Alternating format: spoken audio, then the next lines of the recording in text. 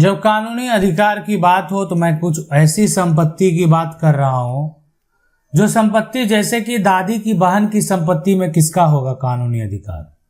आप समझ सकते हैं ये संपत्ति कौन सा संपत्ति है। ये दादी है और ये दादा है। दादा के अगर जो बेटे होंगे, अब यहां पर ये दादी की जो है बहन है, ठीक है।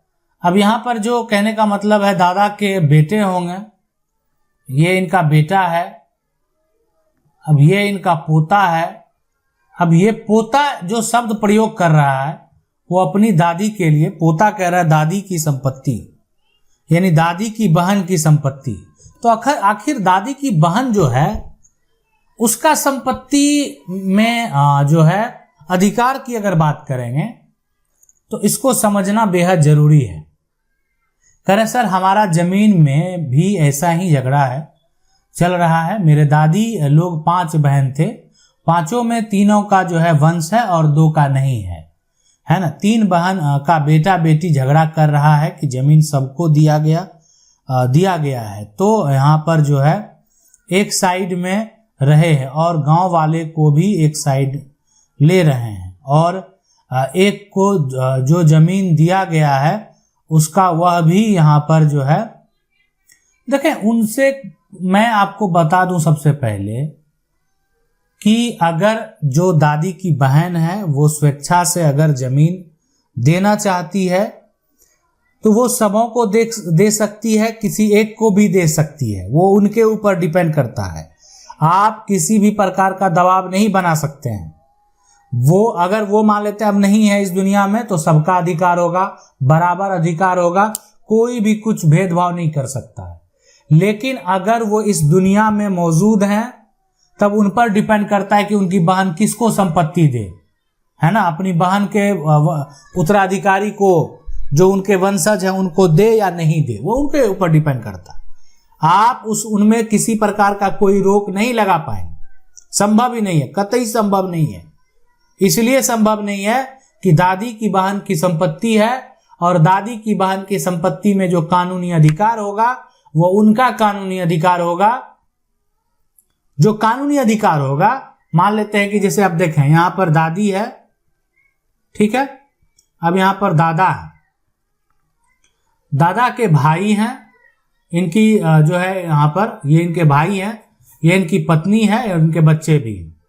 अब इनका जो है वंशज नहीं है, इनकी मृत्यु हो जाती है तो जो कानूनी तौर पे अगर वो किसी को संपत्ति नहीं देती है तो दादी की बहन का अधिकार नहीं हो जाता, ठीक है। ये इनके जो अपने एक तरह से परिवार में अपने यहाँ पर जो रिलेशन है, ठीक है, कि इनके हस्बैंड के जो भाई हैं, बच्चे हैं, कानूनी रूप से वो भी एक उत्तराधिकारी कहलाएंगे, उनका भी एक अधिकार होगा। इसलिए ये भी जानना, ये भी समझना बेहद जरूरी है। तो ऐसा समझ सकते हैं कि अगर संपत्ति दादी स्वेच्छा से सबों को बराबर देती है तो किसी प्रकार का कोई दिक्कत नहीं होने वाला, कोई भी भविष्य में अधिक कम का दावा नहीं कर पाएगा।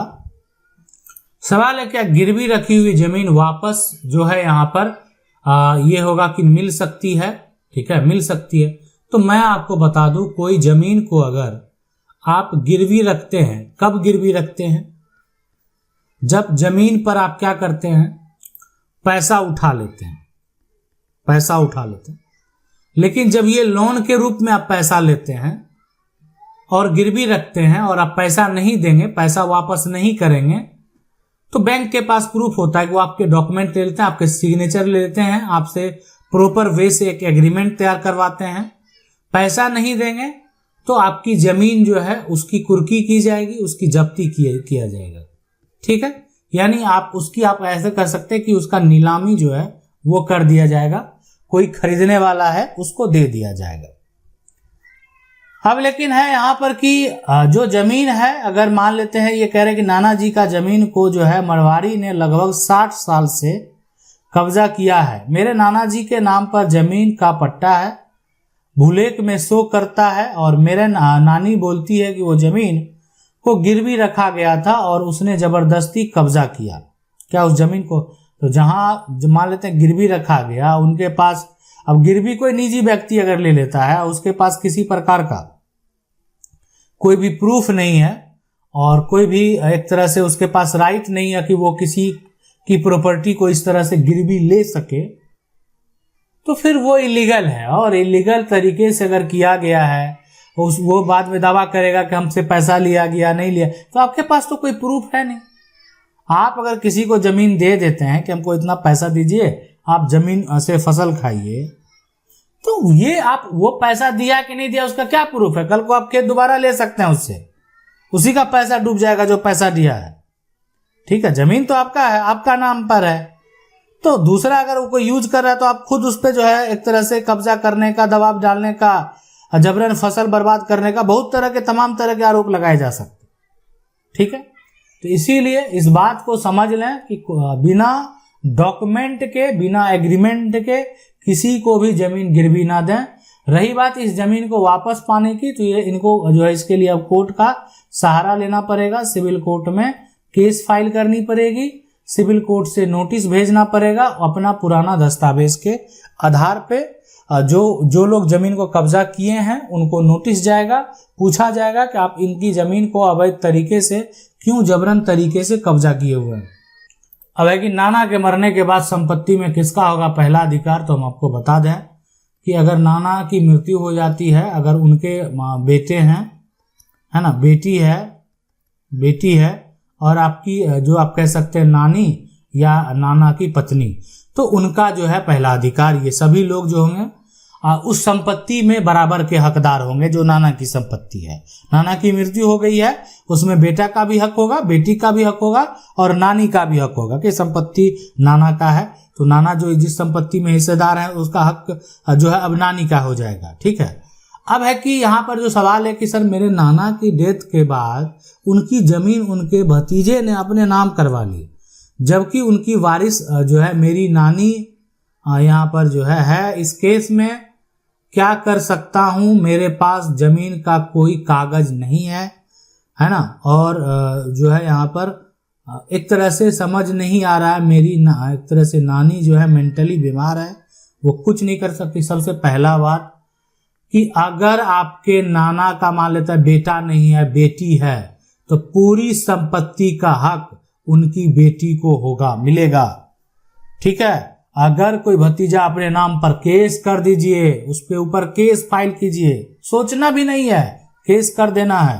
पहले आप क्या करेंगे, एसडीएम कोर्ट में जो है केस फाइल करेंगे और थाना में जो है उसके खिलाफ, है ना, थाना में क्या करेंगे, एफआईआर दर्ज करेंगे, एक तरह से उनसे गुजारिश करेंगे, उनसे विनम्र निवेदन करेंगे कि ये मेरी एक तरह संपत्ति है और उनके भतीजे अपने नाम जबरन करवा लिया गया। लेकिन मैं आपको बता दूं, एफआईआर में वो जो है जो करवा लिया गया उसको रद्द नहीं किया जा सकता है। उसको रद्द करने के लिए एसडीएम यानी के बाद आपको एडीएम कोर्ट में जो है, अगर मान लेते हैं म्यूटेशन करवा लिया गया है, तो एडीएम कोर्ट में म्यूटेशन को कैंसिलेशन के लिए जो है केस फाइल करना पड़ेगा, तब म्यूटेशन जो है कैंसिल अगर होगा। अनुमंडल में भी जो रेवेन्यू ऑफिसर है, ठीक है, तो वहां पर आप केस फाइल कर सकते हैं म्यूटेशन को कैंसिल कराने के लिए। अब है कि जमीन का नया सर्वे और पुराना सर्वे में क्या अंतर है। आपसे एक अनुरोध है कि आप पुराना खतियान पे जमीन उसके जो है उसको सेल नहीं किया है और नया खतियान दूसरे आदमी के नाम से खुल गया है। 1978 के सर्वे में जमीन खतियानी है, जमीन पुराना खाता 1912 के सर्वे वाला पास ही है, यही कि मेरे पास कब्जे में है। जो नया जो सर्वे हुआ 1978 में, ना उसके पास कोई पेपर है, कुछ भी नहीं है, ना मेरा पूर्वज उसको सेल किया। इस टॉपिक पे एक वीडियो बनाए। देखें, अगर ये जमीन है, ठीक है, और इस जमीन का जो एक तरह से पहला सर्वे आप कह सकते हैं या पुराना सर्वे कह सकते हैं, ठीक है, हम मान लेते हैं 1912 का, तो ये आपके नाम पर है, आपके नाम पर है। लेकिन इस जमीन का जो बाद में नया सर्वे हुआ आप जो आपके कहने अनुसार 1978 में, तो ये दूसरे के नाम हो गया, ठीक है। अब यहां पर इसमें दो कंडीशन आप ये कह सकते हैं पहला कि आपका कब्जा है, आपका उस पे जो है कब्जा है। दूसरा आपका जो यहां पर है कब्जा नहीं है,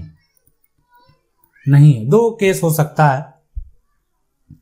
अगर आपका कब्जा है जमीन पे, बात को ध्यान से समझ ले, अगर इस जमीन पर आपने कब्जा किया हुआ है, आप इस जमीन पर जो है कब्जे में है, पोजीशन में है, आप उस नया जिसके नाम सर्वे हो गया उसको नोटिस भेजकर सिविल कोर्ट से उस पर केस फाइल कीजिए, सर्वे को तोड़ने का प्रयास कीजिए, बोलिए उसके पास कोई प्रूफ नहीं है, त्रुटि हो गया था, गलती हो गया था, सर्वे के कर्मचारी से गलती हो गया, ध्यान नहीं दिया गया, हमारे पूर्वज को उतना पता नहीं था उनको आइडिया, ये इतनी बड़ी गलती हो गई। हम लोग को जब बाद में पता चला जमीन हमारे कब्जे में है और जिसके नाम से नया सर्वे हो रहा है वो धमकी दे रहा है कि हम जमीन को बेच देंगे, दूसरे के नाम बेच देंगे। जमीन आज भी मेरे कब्जे में है, जमीन वर्तमान में मेरे कब्जे में है। बहुत फायदा करेगा ये पॉइंट कि जमीन मेरे कब्जे में है। जहां जमीन भी कब्जा नहीं है, सर्वे भी दूसरे के नाम से है, थोड़ा सा जो एक तरह से जिसके नाम से सर्वे हुआ है वो बरगलाया एक तरह से सकता है कि मेरे पास ये दस्तावेज था, इसके आधार पे सर्वे हुआ। अब वो दस्तावेज पहले ढूंढ के लाए, संभव है ढूंढ के ले भी आया तो वहां पर कार्यालय में मिलना चाहिए, मिलान में आना चाहिए, नहीं आएगा तो फर्जी ले आए आप, इसका मतलब है गलत दस्तावेज ले आए। ठीक है, तो इस प्रकार से पूरा आप समझ गए होंगे अंतर क्या है दोनों में। अंतर तो वही है सबसे बड़ा कि ये सर्वे 1912 वाला अंग्रेजों के द्वारा जमीन को दस्तावेज दिया गया सभी जमींदार को, ठीक है, और ये अंग्रेजों के द्वारा किया गया। अब बाद में जो दोबारा सर्वे हुआ वो राज्य सरकार के द्वारा किया गया और राज्य सरकार के द्वारा भी एक तरह से उनके पास सही से कोई दस्तावेज ऑफिस कार्यालय में नहीं मिला जहां तक, तो उनको लगा कि अब एक फ्रेश कर लेना चाहिए कि ताकि लोगों में विवाद ना बढ़े, राज्य में समस्या उत्पन्न ना हो। तो उसको जो है आधार मानते हुए एक तरह से पूरा टीम बनाकर जो है हर क्षेत्र में जाकर वेरीफाई करके जो सर्वे कराया गया। लेकिन उसमें भी जो बीच बीच में जो है जो एक तरह से ग्रामीण लोग हैं वो उसमें या उनकी मिली भगत कहें, बहुत जगह जो है जो भी कारण रहा होगा, बहुत सारी त्रुटि हर क्षेत्र में, हर पंचायत में है ना, हर अंचल में, हर जिले में है। ठीक है, तो आज भी इसका सुधार के लिए लेकिन अब आपको सिविल कोर्ट जाना पड़ेगा, सिविल कोर्ट में केस फाइल करनी पड़ेगी। आशा करते हैं वीडियो अच्छा लगा होगा। वीडियो को लाइक जरूर कर दें, चैनल को पहली बार देख रहे हैं सब्सक्राइब करके जो बेल आइकन है उसको जरूर दबा लें। मिलते हैं अगले वीडियो में, तब तक के लिए जय हिंद।